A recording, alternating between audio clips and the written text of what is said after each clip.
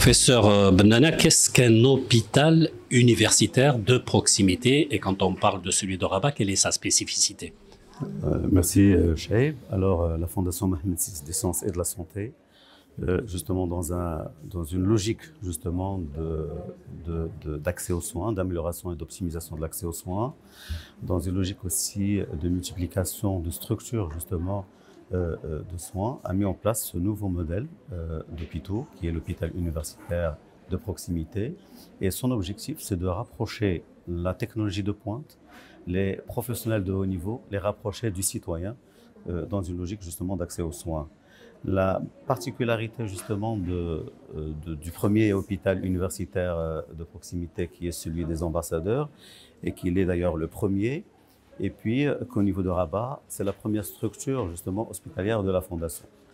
Le succès de cette première expérience étant retentissant, je peux bien le dire, ça fait que justement ce modèle est appelé à être dupliqué et qu'il y ait autant de structures dans autant de quartiers, j'allais dire.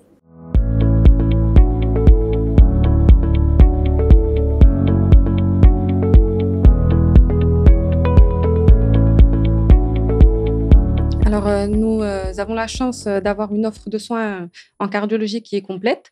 Nous couvrons l'ensemble du parcours cardiologique du patient, à partir du dépistage, passant par le diagnostic jusqu'à la prise en charge thérapeutique, qu'elle soit médicale, avec une prise en charge en unité de soins intensifs ou en réanimation. Pour des patients, par exemple, qui arrivent en détresse respiratoire ou en insuffisance cardiaque, une prise en charge également interventionnelle, qu'elle soit coronaire, rythmologique ou structurelle, et bien sûr une prise en charge de chirurgie cardiovasculaire dans son ensemble.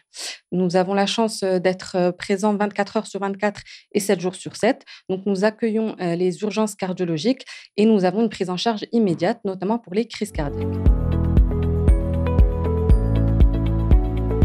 Alors, l'hôpital universitaire de proximité va pouvoir donner un accès local à une médecine universitaire grâce à un travail en réseau, d'abord entre les différents hôpitaux universitaires de proximité, grâce à des équipes spécialisées qui pourront être mobiles entre sites, mais aussi grâce à un lien direct avec l'hôpital universitaire de référence, qui sera l'hôpital universitaire Mohamed VI, qui ouvrira bientôt ses portes et qui pourra donner donc un accès rapide et direct à l'innovation thérapeutique, la recherche clinique et une prise en charge hyper spécialisée, multidisciplinaire.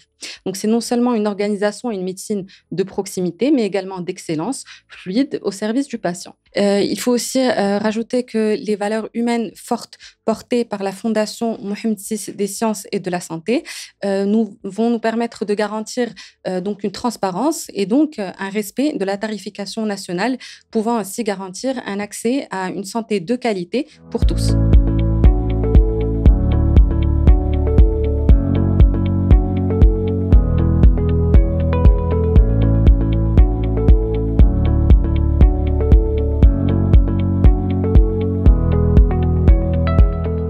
Au sein de notre établissement, donc on dispose d'un pôle mère-enfant. Donc c'est un pôle qui va assurer une prise en charge holistique centrée sur le bien-être de la mère et de l'enfant.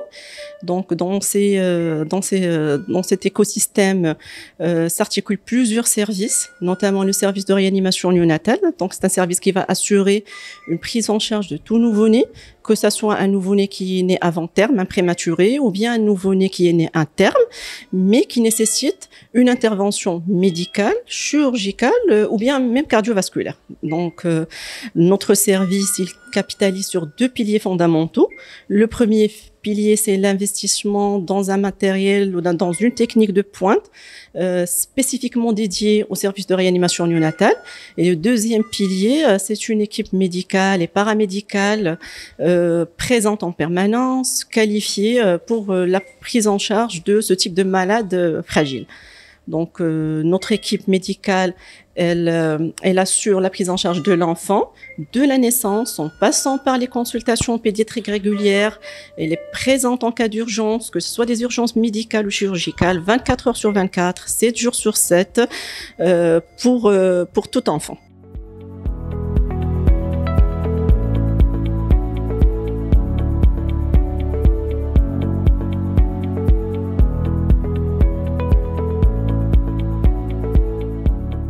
Je travaille en binôme de réanimation avec Dr Ben Abdelrazak et nous nous occupons au quotidien des patients en général au sein de cette structure.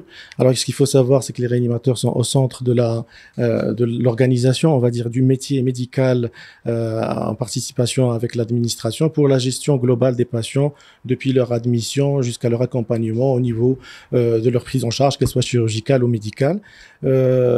Donc, les patients, en général, ils sont accompagnés depuis leur admission. C'est soit des patients qui sont programmés pour un acte chirurgical ou c'est des urgences qui arrivent, qui sont pas programmées et donc qui sont pris en charge par l'équipe multidisciplinaire qui nous accompagne pour la prise en charge globale de ces patients. Les patients sont pris en charge dans le cadre de la Fondation Mohamed VI des sciences et de la santé, en obéissant à la tarification nationale de référence et tous les patients sont accompagnés et ils sont accompagnés, mais je voudrais dire que la famille aussi est accompagnée parce qu'il ne s'agit pas que de soigner les patients. Nous, on a l'ambition de prendre soin de nos patients et d'être proches. Et comme l'hôpital universitaire de proximité, on voudrait que la proximité ne soit pas que géographique, mais qu'elle soit plutôt humanisée, humaine, en accompagnant nos patients de la porte vers la guérison et la sortie de la structure. Quand le patient arrive dans un état critique, il passe directement dans un circuit qui est bien établi et rodé vers la salle d'accueil des urgences vitales et où on a tous les moyens pour les prendre en charge d'une manière urgente, où ils sont mis en condition au niveau des urgences et ils seront orientés par la suite en fonction du degré de leur urgence ou de détresse vitale, soit vers la réanimation, soit vers l'unité de soins intensifs. Et bien sûr, il faut noter que le patient, quand il arrive en détresse vitale, il part directement dans le circuit médical et tout ce qui est administratif vient après. Parce que nous jugeons que les patients doivent être pris en charge pour leur détresse vitale. Et puis, bien sûr, dans le cadre de la prise en charge et de la généralisation de l'assurance maladie obligatoire, par la suite, les patients et la famille des patients vont passer à l'administration pour régler tout ce qui est administratif. Mais le vital est géré avant tout ce qui est administratif globalement. Donc, quand ils sont en réanimation, en unité de soins intensifs, on a une équipe qui est multidisciplinaire avec toutes les spécialités possibles. Nous pouvons gérer n'importe quelle urgence avec les moyens les plus développés pour s'occuper au mieux de nos patients.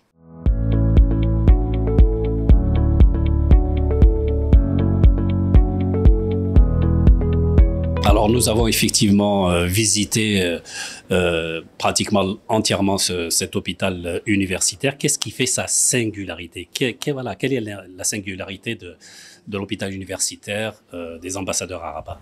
Oui, effectivement, singulier, c'est l'état de le dire, parce que d'abord, c'est une première expérience pilote qui a eu le mérite de démontrer que nous pouvons délocaliser le CHU, en sorte de mini-CHU, que l'on peut mettre en place des structures relativement complexes et avancer sur le plan technologique et sur le plan compétences humaines et réussir justement ce challenge pour que l'hôpital de proximité ne soit pas uniquement l'hôpital des, j'allais dire généralistes, mais généralistes un peu plus, et dire que cette complexité est gérable aussi à un échantillon et un modèle plus réduit. Sa particularité aussi, c'est que, et ce sera le cas d'ailleurs de tous les HUP, de tous les hôpitaux universitaires de proximité, c'est qu'il est adossé à une méga structure, qui est celle de Rabat, qui va ouvrir, et que justement cette synergie, cette perméabilité fera que le potentiel humain, le potentiel technique va être en permanence disponible, les renforts sont possibles. Ça veut dire qu'on peut faire face justement à toutes les situations, même de montée en puissance sur place. Et aujourd'hui, justement, ce HUP aura toujours ce mérite justement d'être cette première entité de ce genre à être mise en place et à démontrer que l'on peut, dans un contexte justement de proximité, dans un contexte d'élargissement de l'offre de soins, conformément bien sûr aux hautes orientations de Sa Majesté le Roi Mohamed VI quant à l'accès aux soins et quant à l'élargissement de l'offre de soins, il va démontrer que ce modèle est possible et qu'il peut contribuer encore efficacement à cette logique et donc à cet objectif noble et stratégique.